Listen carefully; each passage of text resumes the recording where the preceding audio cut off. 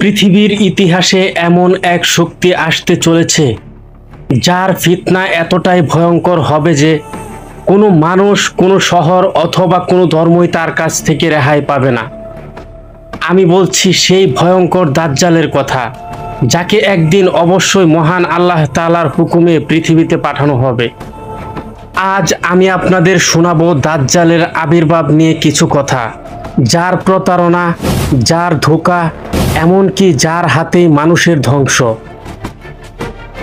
দাজ্জালের পরিচয় ও আবির্ভাব। দাজ্জাল শব্দের অর্থ মিথ্যাবাদী বা প্রতারক। সে হবে একজন মানুষ, তবে মানুষ বললে ভুল হবে, বরং সে এক দানবীয় শক্তির অধিকারী। তার এক চোখ থাকবে অন্ধ, আরেক চোখে থাকবে আগুনের লাভা। তার কপালে স্পষ্ট করে লেখা থাকবে কাফের, যা শুধু মুমিনরা দেখতে পাবে। সে আসবে শেষ যুগে, যখন মানুষ ডুবে যাবে হতাশায়, দুর্ভিক্ষে কাঁদবে, রোগে ভুগবে, দুর্নীতি আর যুদ্ধ হবে সর্বোচ্চ পর্যায়ে। ঠিক তখনই তার আবির্ভাব ঘটবে, মানুষকে ধোঁকা দিয়ে ঈমান কেড়ে নেওয়ার জন্যে। দাজ্জালের ফিতনা হবে এতটাই ভয়ঙ্কর যে সে নিজেই দাবি করবে সে এই পৃথিবীর মালিক, এবং তার সাথে থাকবে ভয়ঙ্কর অলৌকিক ক্ষমতা, যেগুলো দেখে দুর্বল ঈমানের মানুষেরা তাকে সিজদা করতে শুরু করবে। দাজ্জালের ধোঁকাগুলো হবে এমন: সে কারো সামনে আকাশ থেকে বৃষ্টি নামাবে, আবার চাইলে শুকিয়েও ফেলবে। জমিতে শস্য জন্ম দিবে, আবার মুহূর্তের মধ্যেই ধ্বংস করে ফেলবে। এমনকি মৃত মানুষকেও জীবিত করার মতো ভেলকি দেখাবে। এরপর তার সামনে আগুন দেখাবে, কিন্তু ভেতরে থাকবে ঠান্ডা পানি। আর মানুষকে জান্নাত দেখাবে, যেটা বাস্তবিকভাবে হবে জাহান্নামের আগুন। আর সে মানুষদের কাছে এসে বলবে, আমি তোমাদের রব, আমাকে মানো, তাহলে তোমাদের খাবার থাকবে, পানি থাকবে, এমনকি পৃথিবীর সমস্ত সুখ শান্তি তোমাদেরকে দেওয়া হবে। একবার ভাবো তো, সেই মুহূর্তটা হবে কেমন? ক্ষুধার্ত মা তার বাচ্চার মুখের দিকে তাকিয়ে কি করবে?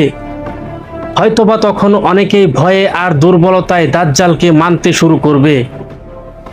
দাজ্জাল এই পৃথিবীতে ঘুরে বেড়াবে 40 দিন, কিন্তু সেই 40 দিন হবে একেবারেই অস্বাভাবিক। তার প্রথম দিনটা হবে 1 বছরের সমান দীর্ঘ, আর দ্বিতীয় দিনটি হবে 1 মাসের সমান দীর্ঘ।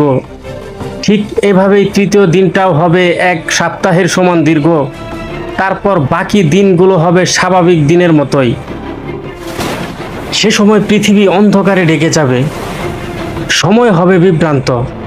মানুষ বুঝতেই পারবে না কখন কিভাবে নামাজ পড়তে হবে, কখন দিন আর কখন রাত, সেটা বোঝার কোনো উপায় থাকবে না। যা হবে ভয়ঙ্কর এক পরীক্ষা।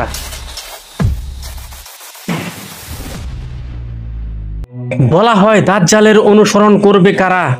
যারা ছিল দুনিয়ার লোভী মানুষ, যাদের ঈমান ছিল দুর্বল, যারা শুধু টাকা আর খাই খাই করে ভোগের পিছনে ছুটে চলেছে, এবং ইহুদি মুনাফিক, যাদের অন্তরে সন্দেহ থাকবে।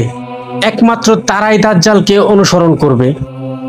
আর যারা প্রত্যাখ্যান করবে, তারাই প্রকৃত মুসলমান, যারা সব সময় কুরআন ও হাদিসের ওপর অটল থাকবে।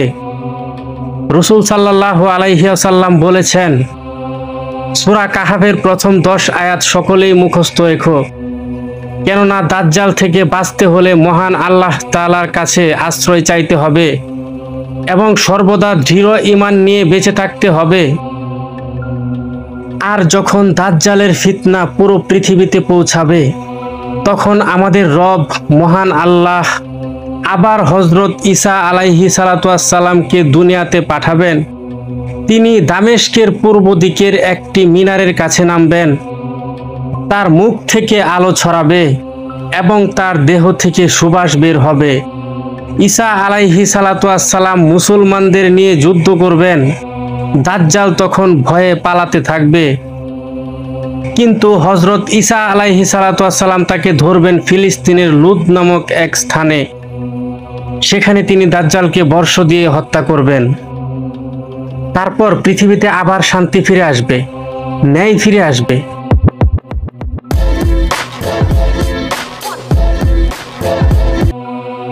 দাজ্জালের ফিতনা কোনো গল্প নয়, এমনকি কোনো সিনেমাও নয়।